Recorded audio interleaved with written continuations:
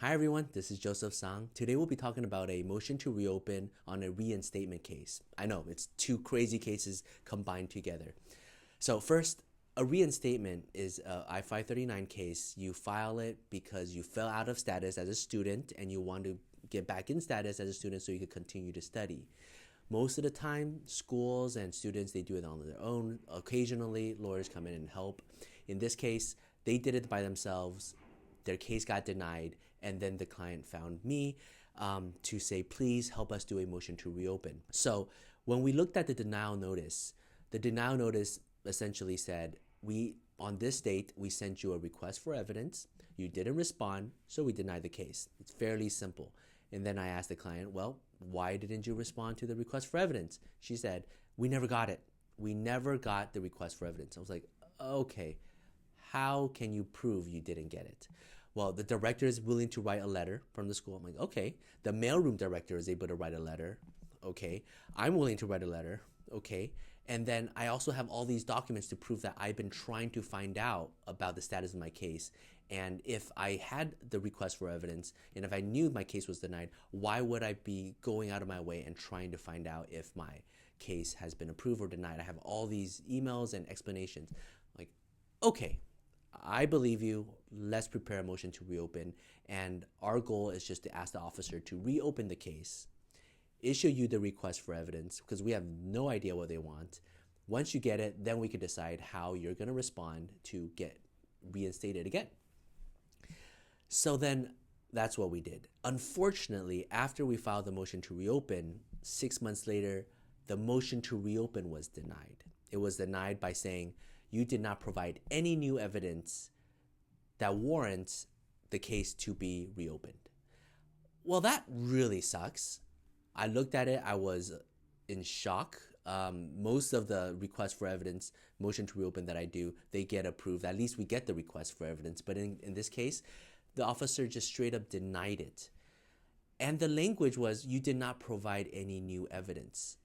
I was scratching my head. How can we provide new evidence if we didn't get the request for evidence? We have no idea why the case was denied. And in the denial notice, originally, it didn't even say what they failed to provide, right? So a lot of times in denial notices, they will say, in our request for evidence, we asked for a whole list of documents that they want, and you failed to provide the whole list of documents, and therefore we're denying you. In this case, it was just, you didn't provide, so we're denying. So there's really no way anyone, the school, the client, the attorney, would know what documents to provide. So we suggested, let's file a second motion to reopen and explain this exact situation to USCIS. But the client was at a fork in the road.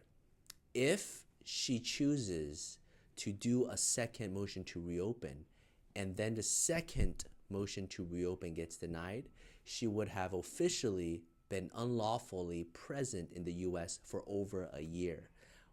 That means that she will be barred from entering the US ever again, well, for 10 years, and it will be very, very difficult for her to get any future visa because she's an illegal immigrant that's been in the US for over a year, unlawfully present.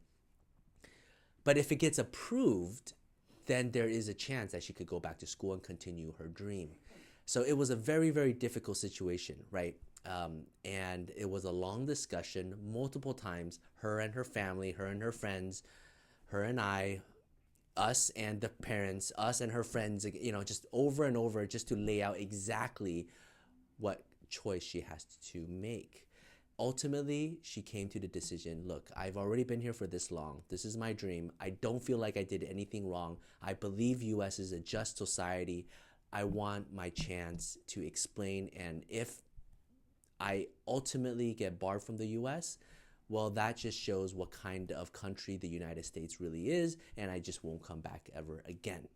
She just made that ultimate decision, and we filed a second motion to reopen, explaining everything that I just said. Within a short amount of time, the officer, the director of USCIS personally called to handle this case and issued a request for evidence. So the motion to reopen was approved. They issued a request for evidence and they wanted a ton of documentation. But at this point, the client was just super happy because A, even if the case was denied, well, now there is an official new denial date and she can apply for another visa should she choose to. B, at least somebody is looking at her case. At least she knows what she's dealing with. At least she knows a direction of what to do. Before, it's just your case is denied because you didn't give us what we wanted and she didn't even know what she was asked. Now she was able to get everything and the school was able to provide the documentation. She was able to do it. Multiple phone calls with a director, SEVIS transferring of the account. Finally, the case was approved. As an engineering student, she's able to continue her MBA classes. And now she's able, 2.5 years she waited to attend school. And finally, she's able to start her journey to get her master's degree in business. This is super awesome. And this is just another proof that USCIS, they do understand different nuanced situations and they have different people in place to kind of review. Sometimes it just takes multiple times to explain. And this was a reinstatement, right? Student fell out of status, now was able to get back in status, and a motion to reopen twice to reopen the case so that she can continue forward and be lawfully in the US. So the client was super happy. We're thrilled. This is a remarkable case. It took like 2.5, 3 years to complete. If you guys have any questions about this story or about any other reinstatement, motion to reopen, about your own case, we'll be happy to set up a strategy session with you, discuss it over coffee, my treat, and have a great day. Take care. Bye-bye.